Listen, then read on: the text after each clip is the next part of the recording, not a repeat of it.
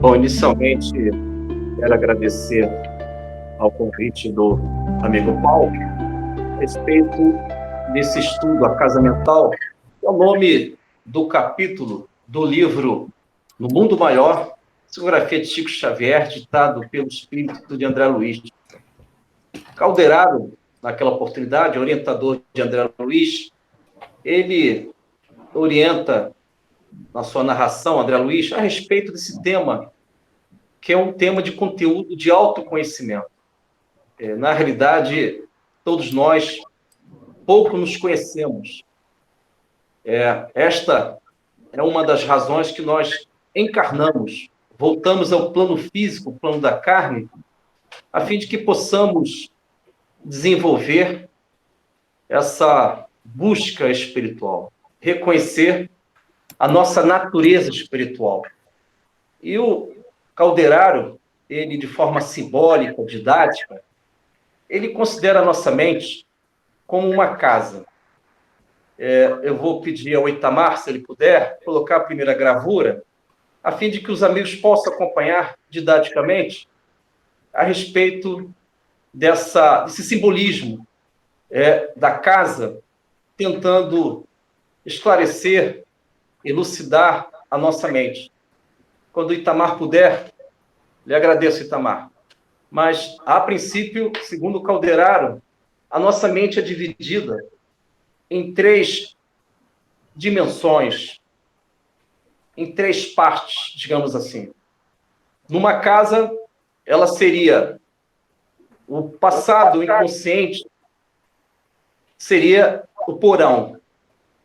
Simbolicamente dizendo, esse inconsciente que armazena muitas vidas, personalidades das quais nós não conseguimos completar os capítulos em Cristo, ficamos em situações de labirinto, enigmáticas, de difíceis soluções. E a nossa mente, por incrível que pareça, o nosso emocional, por mais que estejamos aqui fisicamente, ainda estamos no passado. Nós ainda refletimos algumas facetas do espírito que encarnou na Idade Média. Nós nos apresentamos com a personalidade na Idade Média, ou anterior a esse período. Em cada encarnação, nós fixamos valores, emoções, e nós não conseguimos depurar algumas delas, que geraram registros, núcleos, em que visitamos emocionalmente nós mesmos. É muito curioso dizer isso, é muito enigmático. Nós visitamos nós mesmos o tempo todo no passado. Há 1000 anos, há 500 anos, há 2000 anos. E existem algumas personalidades que, segundo Aulus, no livro Nos Domínios da Mediunidade, Aulus orienta, também o livro da série André Luiz, que criamos fixações mentais. Nós ficamos no passado. É por isso que a reforma íntima, a transformação do espírito, ela é essencial, ela é fundamental para que possamos, primeiro, com a reforma íntima, melhorar algumas características em nós, para que possamos nos situar em tempo presente. Nós não conseguimos viver no presente. Eu posso te fazer uma pergunta? Posso te fazer uma pergunta? A gente deixa a pergunta para o final. Eu gosto, se puder, Paulo, deixar para os 10 minutos finais, se puder. Aliás, Paulo, se você puder, meu amigo, me orienta aí no tempo. Quando estiver faltando 10 minutos, ou 15 minutos finais, aí tu me orienta que eu abro o espaço para as perguntas e aí já me preparando para poder finalizar. Pode ser, amigão? O Itamar pode lançar a gravura, Itamar? Não sei se o Itamar está me ouvindo, Paulo. A gente ouve o tempo inteiro. Sim, qual que você quer? A primeira, a da Casa Mental, para poder facilitar os amigos. Está na tela. Obrigado, Itamar. E o Mundo Maior, já está na tela. Engraçado, eu não estou vendo, não. Não sei se... Eu sou novato. Quer que eu narre para você? Livro do Já está Mundo na tela? Maior, capítulo A Casa Mental. A nossa casa Tudo bem. mental. O telhado Ok. é o Isso. superconsciente, o futuro, o ideal e a meta superior. Tá O ótimo. pavimento principal é o consciente, o presente, esforço e vontade. Que o Ótimo. porão, que Valeu. estava escondido, sujo, né, esquecido, né, é o Isso. subconsciente, o passado, onde estão os hábitos e os automatismos. Legal. Então, para quem está acompanhando a gravura, e o Paulo deu uma ajudada, obrigado, amigo Paulo. Vocês percebem que no porão, que é o inconsciente, é a sede do automatismos, hábitos.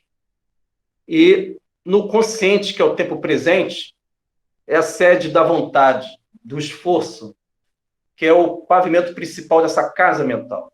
E lançando para o futuro, que é a telha, digamos assim, é o superconsciente, onde se encontra o nosso material divino, a nossa angelitude. E segundo Calderaro, no capítulo A Casa Mental do livro No Mundo Maior, nós transitamos entre o porão da casa, simbolicamente dizendo, nós caminhamos, estamos andando.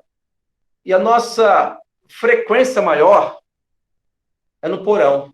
Nós ficamos no porão, por mais que nós venhamos a imaginar que estamos no presente, isto é, no primeiro andar da casa. Mas isso acontece mentalmente, emocionalmente. É por isso que o conhecimento, a convicção intelectual, o conhecimento, ele permite que nós possamos nos situar qual ambiente que estamos e qual ambiente da casa mental que podemos nos projetar. E aí eu vou recorrer ao Mestre Jesus, em que o seu Evangelho nos ensina muito. Nós temos a passagem de Jesus aqui no planeta Terra, em que se encontra nos Evangelhos, Jesus, ele retorna, traz Lázaro à vida. Sabemos todos nós que Lázaro estava num sono profundo, uma catalepsia, e Jesus consegue trazer Lázaro à vida. Além do acontecimento, existem simbolismos, sinais que envolvem este fato ocorrido. Primeiramente, Lázaro representa cada um de nós. Quando encarnamos, nós entramos numa gruta, numa espécie de caverna. Temos a possibilidade de erguer o nosso corpo e ir ao encontro da saída dessa gruta.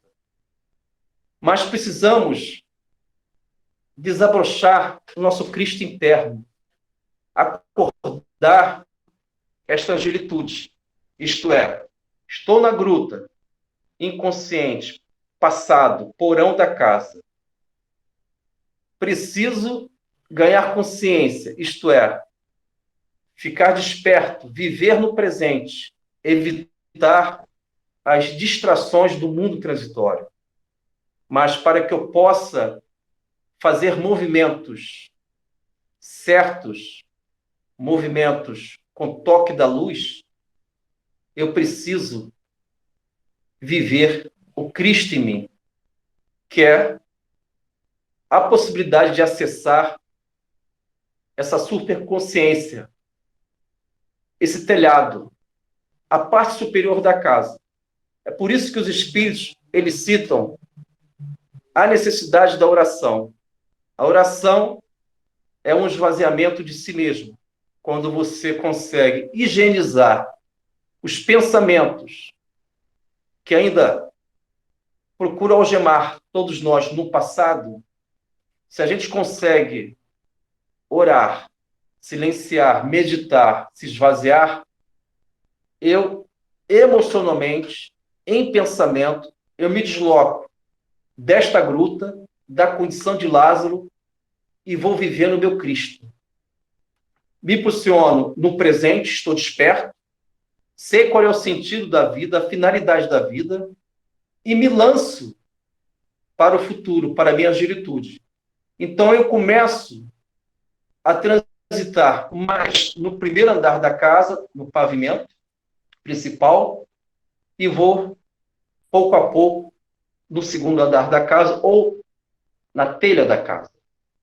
E Lázaro, quando é convocado pelo Cristo, isto é, são diálogos que nós vamos operando numa vida, o Cristo, o Mestre Jesus, ele vai desenvolvendo isso em nós, por isso que ele falou em João, eu sou o pão da vida.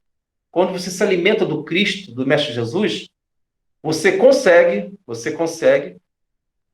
sair dessa condição de Lázaro, isto é, você está envolvido por faixas, para aquele tecido, como assim aconteceu com Lázaro, que representam os laços mentais do passado de culpa, de erro, que devemos superar, substituir a culpa com a responsabilidade de uma vida melhor.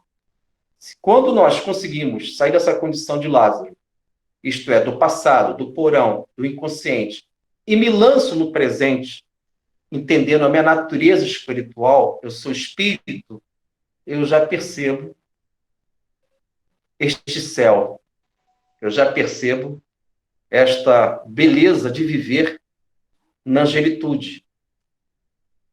Então, Lázaro, em dado momento, o mestre, ele cita, segundo as Escrituras, Lázaro saia, isto é, saia desse passado, saia dessa condição de espírito que se identifica com a natureza corporal e prevaleça a sua natureza espiritual.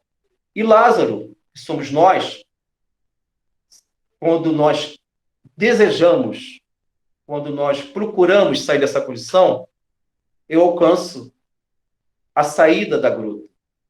Estabeleço um novo ciclo de reencarnações, em que eu deixo de ser um espírito em resgate e passo a viver a condição de espírito redimido. E o Mestre Jesus, ele consagra essa saída de Lázaro da caverna ao dizer o seguinte: eu sou a ressurreição e a vida. Aquele que crê em mim, mesmo morto, viverá. Isto é, mesmo morto para a condição de espírito eterno, mesmo na situação de alienação mental, eu consigo dar passos para a vida presente e me lançar para o futuro. Eu vou pedir para o Itamar colocar a gravura 2. Acho que ela é 2A, por favor, Itamar, por gentileza. E eu não sei se já está na tela, porque eu não estou vendo. Está na tela, amigo Paulo?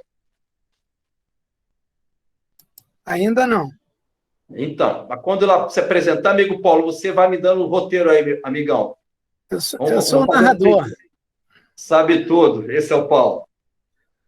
Quando eu apresentar, tu me avisa. Mas, de qualquer maneira, a casa mental chegou. É isso aí. Evangelho segundo João, capítulo 11, versículo 14. Desatai-o e deixai-o ir. Perfeito. Essa colocação, essa determinação foi do Mestre Jesus naquele dia inesquecível em que Lázaro sai da condição de morto espiritual e passa a viver na condição de espírito desperto. Então, quando o Mestre Jesus diz deixai ir, isto é você se desligar, desatar desse passado. Claro que isso ocorreu, mas existe o simbolismo, que tem uma importância em nossa vida. Nós ainda possuímos alguns pensamentos que ainda norteiam o nosso mundo mental, escraviza, nos coloca numa situação limitante diante da nossa evolução. Segundo Dona Laura, no livro Nosso Lar, tais pensamentos, em conversa com o ministro Genésio, do livro Nosso Lar, capítulo Culto no Lar, ou Culto Familiar no Lar, do livro Nosso Lar, diz o seguinte: a dona Laura e Genésio, em conversas, eles citam que alguns pensamentos representam verdadeiras entidades espirituais. Se apresentam com tal força que, naquele momento, podem mover a gente a comportamentos atônitos, confusos, sem um sentido maior, sem um sentido de uma vida moderada, prudente. Mas, quando ainda estamos muito no porão da casa, isto é, estamos no passado, permitimos que algumas personalidades, facetas, hábitos se apresentam nesta vida, isso é um sinal que nós ainda não conseguimos desenvolver, ter a devida motivação, o ânimo de diferenciar, viver o contraste, perceber o momento do crepúsculo da minha vida e do momento que está anoitecendo ou, que é o mais importante, está amanhecendo. Ainda vivo o crepúsculo, não percebo quando a noite prevalece e quando amanhã, o dia, a aurora, está acontecendo em minha vida. O que significa isso?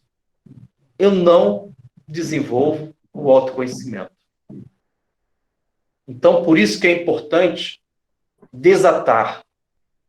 Cristo, quando determinou aos seus apóstolos que pudesse desatar aquelas tiras, aqueles tecidos que envolviam o corpo de Lázaro, em termos simbólicos, são os pensamentos que visitam a gente e nos colocam no passado. Inclusive, amigos, existe um capítulo no livro Ação-Reação, série André Luiz, de nome Preparando o Retorno, em que o ministro Sanzio, da colônia espiritual Nosso Lar, visita aquela colônia, Mansão Paz. E ele dá uma orientação fundamental, dizendo o seguinte, que todos nós iremos viver circunstâncias reflexas. O que significa isso? Segundo o ministro Sanzio, ele diz o seguinte, que em um dado momento, numa certa idade, nós iremos sentir o nosso passado. Esse passado, ele vai se apresentar provocado por pessoas, cenários, situações e emoções.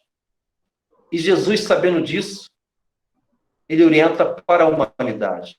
Ele diz para todos nós, vigiai e orai, porque nós podemos, um pouco mais à frente, alguns já superaram, nós podemos viver algumas expiações em que basta sermos contrariados. E quando nós somos contrariados, percebam, há uma modificação. Se ainda não amadurecemos os nossos espíritos, ainda vivemos o passado. Contrariados, a gente se apresenta, talvez com um temperamento oscilante, querendo impor condições. Contrariado, realmente, nós apresentamos a nossa natureza, que ainda prevalece. E este material, ele é importante, porque permite que a gente possa se situar. Estou no presente ou no passado? E o que pretendo da vida, se não me lançar para a minha angelitude? É por isso que é fundamental esse esvaziamento de si mesmo. Vou trazer um simbolismo para poder facilitar, porque não é fácil falar de pensamentos, casa mental, porque é muito abstrato. Vamos tentar aqui fazer uma reflexão de símbolos. Imaginem, amigos, uma jarra. Essa jarra colocada sobre uma mesa e ela sendo ornamentada por flores, essa jarra, ela pode ficar naquela mesa durante anos. Anos. Ela está inerte, estática, parada. Por quê? ela perdeu sua função. Porque a jarra, uma vez com flores, ornamentada, ela permanece fixada como objeto de enfeite. Mas quando uma mão sagrada ou a programação divina pretende elevar nossa condição de espíritos em resgate para espírito redimido, isto é, avançarmos, esta mão divina, que são as programações divinas, ela procura manusear esse jarro, retira as flores, isto é, estes preenchimentos do mundo transitório. Ao retirar estas flores, o jarro ele está vazio. E quando o jarro, simbolicamente dizendo, encontra-se vazio, ele ganha utilidade. Porque quando estamos ainda preenchidos com o mundo transitório, com as suas emoções, circunstâncias e fatos, nós não conseguimos entender a nossa natureza espiritual. Ficamos na nossa natureza corporal. E existe uma questão do Livro dos Espíritos, 911, em que a resposta diz, Allan Kardec pergunta sobre as paixões, sobre a questão do desejo. E a resposta é próxima disso, dizendo o seguinte: aquele que compreende a sua natureza espiritual vai se esforçar para repreender a sua inferioridade. O que nós precisamos é a convicção intelectual que o Espiritismo, a doutrina espírita, o Consolador, o Evangelho, dão para todos nós. Entendermos que a nossa natureza é espiritual, eu necessito me lançar para essa angelitude, primeiro, vivendo a disciplina que antecede a espontaneidade. Cuidado com a espontaneidade. Com a espontaneidade, nós acabamos com o casamento. Com a espontaneidade, nos tornamos autoritários e, infelizmente, comprometemos a nossa encarnação. E, trazendo aqui Emmanuel... Ô, Carmélio, você quer que eu leia 911? Oi. Pode ser, amigão. É isso aí, Paulo. Pode, claro, amigão. Título: Das Paixões. 911. Não há paixões de tal modo viva e irresistíveis que a vontade é praticamente impotente para superá-las? Há muitas pessoas que dizem, eu quero, mas a vontade está apenas nos lábios. Elas querem, mas estão bem satisfeitas de que assim não seja. Quando o homem acredita não poder vencer suas paixões, é que seu espírito nelas se compraz, como consequência da sua inferioridade. Aquele que procura reprimi-las compreende a sua natureza espiritual. Vencê-las é para ele um trunfo do espírito sobre a matéria. Perfeito, Paulo. Agradeço, meu amigo. Percebam bem, amigos, quando o espírito, nesta resposta, ele menciona que, ao compreender a nossa natureza espiritual, isto é, eu entendo que na casa mental eu estou querendo alcançar a minha angelitude, isto é, a superconsciência. Quando eu compreendo a minha natureza espiritual, emocionalmente, eu não consigo alcançar esta angelitude. Mas a convicção intelectual da doutrina espírita, baseada nestas respostas e em outros postulados, eu consigo, de alguma forma, visualizar esse acesso à minha angelitude. Porque o meu emocional ainda não permite. Ainda me sinto fragilizado com as coisas transitórias da vida. É natural, não existe nenhuma crítica a respeito disso. Mas nós encarnamos com a dinâmica de nós tentarmos viver uma nova história, uma nova vida. E o amigo Itamar, quando puder, e o amigo Paulo puder ler também, por gentileza, colocar a última gravura, que nós iremos ler aí o pensamento de Abigail. Abigail, quem leu Paulo Estevão, deve lembrar, ela foi a noiva de Paulo de Tarso. Ela foi apresentada neste livro, Psicografia de Chico Xavier, e Abigail, orientando o coração de Paulo de Tarso, já convertido, o grande Paulo, ela diz uma verdade que tem a ver com a casa mental, que tem a ver com o nosso estudo. Eu não sei se o Itamar já colocou, ou Paulo? Já. Esvazia-te dos pensamentos do mundo. Ok. Abigail. Essa Marte cristã nasceu no primeiro século da era cristã. Ela, irmã de Estevão, ela quando diz esvazia-te dos pensamentos do mundo, lembram do jarro? Uma vez preenchido, o jarro perde a sua utilidade. Então é necessário que o jarro, somos nós, de alguma forma, estejamos vazios das coisas do mundo, para que, primeiro, possamos perceber a leveza do espírito do qual nós vivemos e nós sentimos. Nós somos espíritos. E quando nós alcançamos esta espiritualidade, entender que a nossa natureza é espiritual, por mais que as dificuldades se apresentam, a nossa motivação passa a ser outra.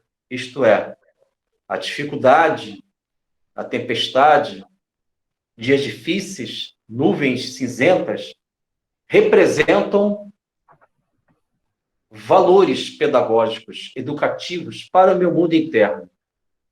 Vejamos, por exemplo, o nosso olhar, se o meu olhar ainda estiver no porão da casa, isto é, ainda sou o mesmo do passado, de muitas vidas que eu não desenvolvi a transformação do espírito, o meu olhar diante de uma tempestade é de temor.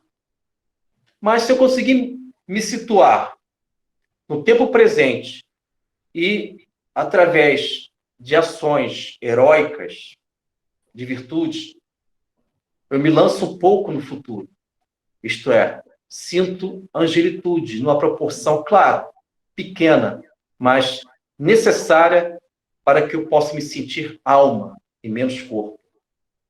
Nessa condição, o meu olhar, a minha visão diante da tempestade muda, mas muda muito. Vejamos, ao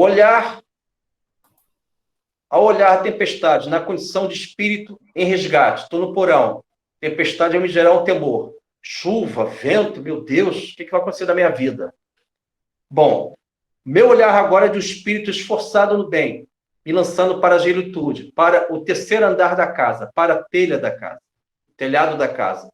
Meu olhar diante da tempestade, os ventos, as chuvas, tem funções essenciais para o ecossistema. O vento vai espalhar as sementes, vai renovar as folhas secas da árvore. Até a erosão, a água vai irrigar. A tempestade, no olhar do espírito equilibrado, redimido, tem uma função, tem uma finalidade, há um processo educativo naquele contexto. Diferente quando eu ainda vivo na minha imaturidade. Toda e qualquer dificuldade, eu fico ainda na rejeição da necessidade educativa da renovação do espírito. Não consigo sair dessa condição. Então, irmãos, como é fundamental entendermos esta orientação de Abigail: esvazia-te dos pensamentos do mundo. Porque nesse esvaziamento eu vou controlar a minha espontaneidade. Amigo Paulo, tu está com o livro dos Espíritos, tá, amigo? Irmãos? Paulo? Não sei se o Paulo está me ouvindo. Alguém está me ouvindo? Eu fechei o microfone, vou deixar aberto. É isso aí, meu amigão. Ô, Paulo, você é diretor. Você é diretor, Paulo. Então é o seguinte, visita a questão 463 do Livro dos Espíritos, em que vai falar sobre o primeiro impulso. E a resposta é interessante, que o primeiro impulso pode ser bom ou mal, dependendo da natureza do Espírito. Tu pode visitar essa questão do Livro do Espírito 463. Se não estiver enganado. Já estou procurando. É isso aí. Então, amigos, esta questão, ela fala do primeiro impulso. O primeiro impulso vem da onde? Do porão, do inconsciente. Achou? Olha só, a identificação dessa resposta sobre o tema casamental. Aí o passado nosso é esse primeiro impulso. E essa questão 463, ela está na parte segunda, né, do Livro dos Espíritos, né? Diz que sim, é. Diz-se que o primeiro impulso é sempre bom. Isto é certo? Pode ser bom ou mal, dependendo da natureza do espírito encarnado. É sempre bom para aquele que escuta as boas inspirações. É isso aí. Então, amigos, obrigado, Paulo, pela leitura. Então, esse primeiro impulso, que pode ser bom ou mal, depende da nossa natureza. Se a nossa natureza ela está identificada com o tempo presente, isto é, estou me esforçando para viver o melhor, e aos poucos estou acessando o terceiro andar da casa, a angelitude. Esse primeiro impulso, ele pode ser bom, porque a minha natureza é do esforço, é da lei do esforço. Agora, se eu vivo ainda o passado, algumas cristalizações mentais, fixações mentais, esse passado pode ser uma reprodução de uma personalidade que está me algemando. Mas algemando como? Sim, nas paixões, no egoísmo, no orgulho. E é interessante, quando ainda vivemos de forma muito cristalizada no passado, nós vamos falseando os conceitos da vida. Amigo Paulo, lê por gentileza a questão 75, item A, do Livro dos Espíritos, em que Allan Kardec pergunta a respeito da razão. Por que a razão não é um meio infalível? E a resposta diz o seguinte: seria um meio infalível, seria um guia infalível, se não fosse falseada pela má educação, pelo orgulho e pela vaidade, se não estiver enganado. Precisa ler? Isto dá uma lidinha para poder a gente, assim, se você puder, amigão. Eu posso. Eu posso ler a 459, você deixa? Qual? A 459. A influência dos espíritos, perfeito. Claro, essa tem a ver com o nosso tema. Os espíritos têm influência sobre nossos pensamentos e ações? Em relação a isso, a sua influência é bem maior do que imaginam, porque muitas vezes são eles que vos dirigem. Obrigado, amigo Paulo. Então, irmãos, olha só, essas questões, nós lemos aí 459, 75 item A, 911, e vou incluir, por último, para não cansar os amigos, a 922. Esta questão 922 são postulados da doutrina espírita. São orientações, porque Allan Kardec, ao perguntar sobre a felicidade comum, se é possível a felicidade comum aos homens, aí se dá a resposta, dizendo o seguinte: em relação à vida material, a posse do necessário. Em relação à vida moral, consciência tranquila e a fé no futuro. Fé no futuro, o que seria? O telhado da casa, a superconsciência. Isto é, a fé no futuro amortece a dor, a dificuldade que vivemos hoje. Quando nós entendemos essa fé no futuro, essa vida espiritual, conseguimos algo importante para os tempos de hoje. Relativizamos a nossa dor. Racionalizamos a nossa dor. O grande problema é que tornou-se absoluto a nossa dor. Quando torna-se absoluto, aí mora o perigo. Nós podemos viver muitos abismos pessoais. Oi? Conforme você me pediu, falta 15 minutos. Tá ótimo. Lê por último essa 922, amigo Paulo, por favor. Já está na agulha. Sabe tudo, hein, Paulo? Você é o cara. Eu estou indo atrás de você. A felicidade terrena é relativa à posição de cada um. O que é suficiente para a felicidade de um faz a infelicidade do outro. Há, no entanto, uma medida de felicidade comum a todos os homens? E a resposta é exatamente o que o Carmélio falou. Para a vida material, é a posse do necessário. Para a vida moral, é a consciência pura e a fé no futuro. Essa questão é da parte 4ª do Livro dos Espíritos, das Esperanças e Consolações. Perfeito. Então, amigos, com esta resposta 922 e as demais, podemos nos situar qual é o ambiente da casa que nós estamos visitando. Se eu tenho a posse do necessário no mundo material, eu estou me identificando com o tempo presente. Não estou criando sintonias com o passado, que no passado talvez eu abusei por excesso. E quando eu entendo que a minha consciência tem que ser tranquila ou pura, é porque a minha consciência está desperta. Estou no presente, discernindo o passado. Só vou permitir que o passado aconteça se forem coisas boas, equilibradas, moderadas, prudentes. E uma vez que eu estou no presente, que eu já entendi o valor da vida, estou desperto, não distraído, eu me lanço no futuro. Isto é, na vida espiritual, fé no futuro, e eu consigo alcançar este telhado, esta agilitude, esta paz. Bom, quem tem intenção de fazer alguma pergunta, fique à vontade, que nós estamos indo para o final. De repente, alguém pode estar com alguma dúvida. Fique à vontade. Eu tenho umas 10, posso? À vontade, se der tempo. Ai, a primeira pergunta, Carmélio, quando você mostrou a casa para a gente, que a gente anda muito pelo porão, pouco no teto, menos ainda no telhado, qual é o caminho que você orienta para aquelas pessoas que estão mais tempo no porão? O que fazer? Eu vou me incluir também nessa resposta, que eu visito muito o porão, né? Mesmo não querendo. Uma coisa é a minha razão, a minha intelectualidade, que tem intenção, tem o desejo de alcançar um terceiro andar da casa.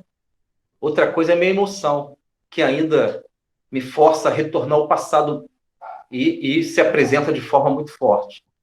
Entendo eu que o melhor caminho, quer dizer, o caminho que é possível para cada um de nós, é deixarmos o nosso ego na cruz. Paulo de Tarso tem uma carta que ele menciona o seguinte, uma das cartas que ele enviou para as igrejas primitivas, que diz o seguinte: a palavra da cruz é loucura para aqueles que perecem na matéria, mas para nós que fomos salvos, é o poder de Deus. Isto é, devemos lançar o nosso ego, as nossas impurezas, as nossas inquietudes para a cruz. Cruz esta que simboliza o despertamento, o chamamento da responsabilidade. Você chama a responsabilidade para si. Você já não transfere para o outro. Você já entende a necessidade de viver mais no tempo presente, no consciente, se lançando para a superconsciência. E o porão da casa, ele tem que viver uma mutação, deixar de ser um crepúsculo em nossa vida para que seja um amanhecer adorável, ardente, vibrante, como é sempre o nosso sol quando retorna à vida humana. Irmão Carmélio, sim, tem uma outra passagem do nosso Paulo de Tarso, né? Vamos falar dele semana que vem. Claro, vamos sim. Que ele fala assim: por que é que eu faço o bem que eu quero e não consigo parar de fazer o mal que eu não quero? Será que ele estava se referindo a sair do porão? Muito bem colocado, Paulo. Muito bem. É justamente isso. Na realidade, o porão representa um mal que eu não quero fazer. Mas para que nós possamos sair dessa condição, isto é, deixar velhos hábitos que escravizam todos nós, recomendo a verdade de Emmanuel, no livro Consolador. Emmanuel diz o seguinte: A disciplina antecede a espontaneidade. Vou repetir, porque é uma orientação espiritual profunda, é uma iniciação espiritual. A disciplina antecede a espontaneidade. Se a minha espontaneidade ainda agride, fere corações, eu preciso disciplinar, antecipar com a disciplina essa tal espontaneidade. E quando eu desenvolvo este exercício ao longo da vida, que é a reforma interior, a dinâmica da transformação para melhor, eu crio a segunda natureza.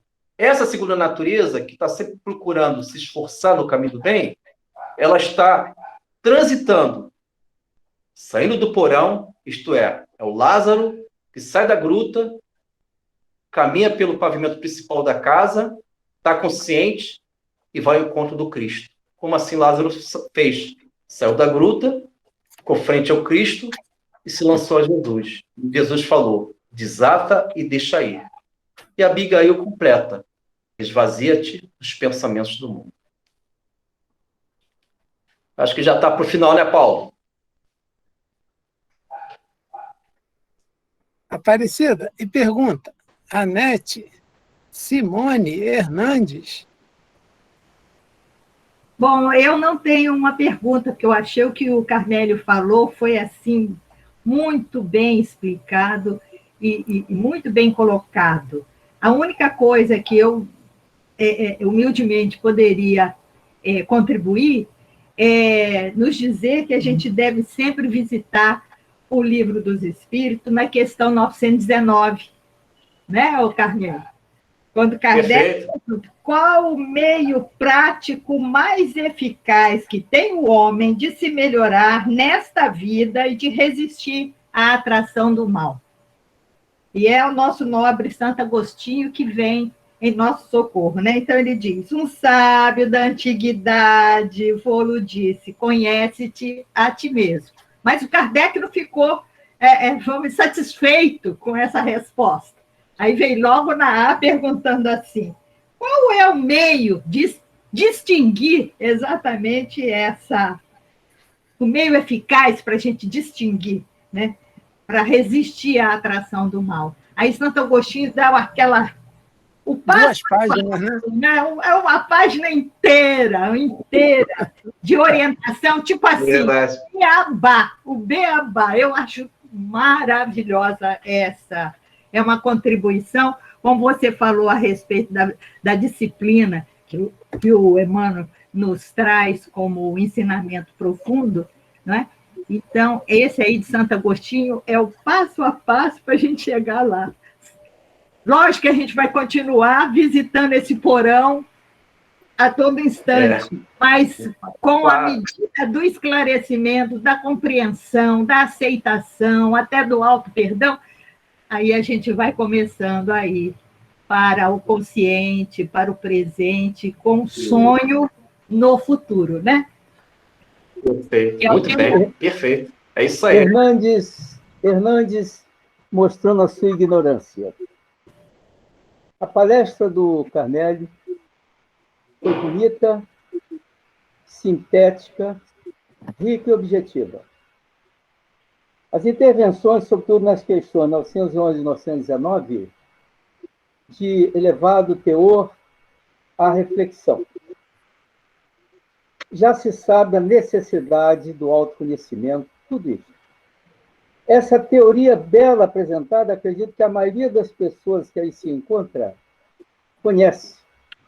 Portanto, nós somos bons do ponto de vista intelectual. Agora, como é que vamos dar o testemunho disto?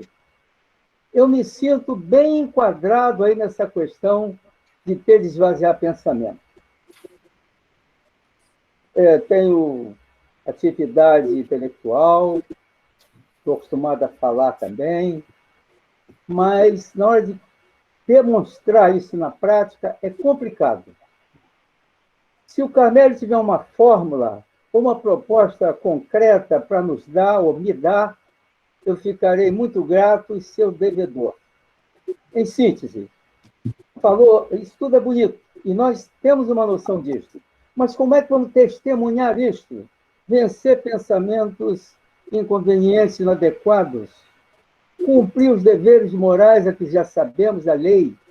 Como é que vamos fazer isso? Carmélio, o problema que estou lhe passando aí ao Paulo.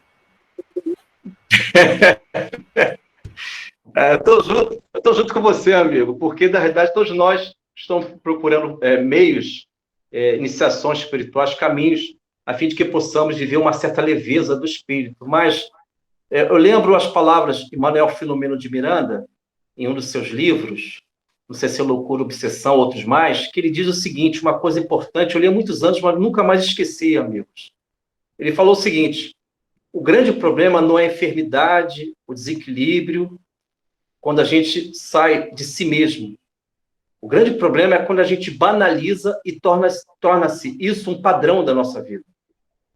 Se porventura apresentar inquietudes, pensamentos que não representam o Evangelho do Senhor Jesus, que possamos observar, não banalizar tais pensamentos em nós, porque uma vez que nós banalizamos, torna-se um padrão de comportamento e vai se incorporando em nosso caráter. O importante é observar e entender uma coisa fundamental em que o simbolismo da natureza nos ajuda e muito. Segundo Paulo de Tarso, no livro Paulo Estevão, ele diz o seguinte: as orquídeas lilás, elas ficam mais sublimes no lamaçal, no pântano. O que significa isso? É a gente perceber o contraste em nós. O que ainda é pântano, lamaçal, que tem uma função no ecossistema, existem micro-organismos atuando ali, e o que é orquídeas. Então, este discernimento do contraste, isto é, ainda tem um pântano, mas também já tem orquídeas. Me situar nesse discernimento, nesse contraste, é fundamental. O que não pode é me tornar um lamaçal, um pântano, e tornar isso um padrão de vida. Então, vamos continuar discernindo, percebendo os movimentos que são construídos em nosso mundo mental, para que possamos evitar o automatismo da loucura, a falta de moderação dos momentos difíceis da vida, e, acima de tudo, reforma íntima.